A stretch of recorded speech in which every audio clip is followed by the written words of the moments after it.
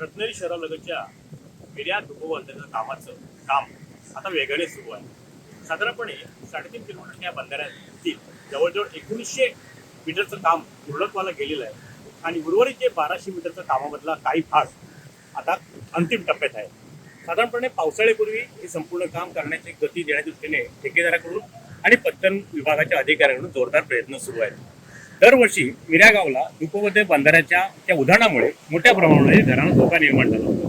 अशा परिस्थितीमध्ये अनेक वर्षाची त्यांची मागणी होती. ती मागणी पालकमंत्री उदय सामंत यांनी सुमारे 160 कोटी रुपये खर्च करून या बंधाऱ्याला शासनाकडून निधी मिळवून दिला आणि आता गेले वर्षभर या बंधाऱ्याचं काम टप्प्याटप्प्यात का होईना पण सुरू आहे.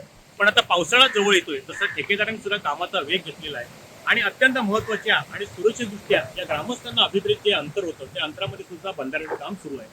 महत्त्वाचं म्हणजे या ठिकाणी 40 फुटाचा रस्ता सोडून बंधाऱ्याचं काम सुरू आहे की जेणेकरून भविष्यामध्ये या 40 फुटाचा जो रस्ता आहे त्या रस्त्याचा दर्जा त्या रस्त्यावरती पर्यटकांच्या दृष्टीने मरीन ड्राईव्ह सारखं काहीतरी सुंदर असं या ठिकाणचं ठिकाण करावं असे हे दोन्ही पालकमंत्र्यांनी तो सुद्धा प्रस्ताव जवळजवळ 45 कोटीचा शासनाकडे पाठवलेला आहे.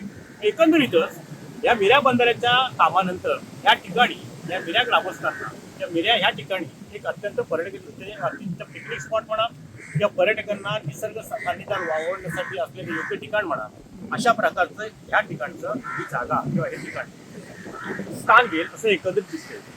एकंदरीतच विर्या बंधाऱ्याच्या कामाची पाहणी करता काम वेगाने चाललंय, अतिशय दर्जेदार चाललंय, ग्रामस्थांना विश्वासात घेऊन चाललंय जेणेकरून या कामातून ग्रामस्थांना नक्कीच दिलासा मिळणार यात कोणतीही शंका नाही. टाइम्स डिजिटल करता किशोर मोरेसह शुभम पवार. टाइम्स डिजिटलला लाईक करा, शेअर करा, सबस्क्राईब करा आणि बेल आयकॉन दाबायला विसरू नका. Times digital.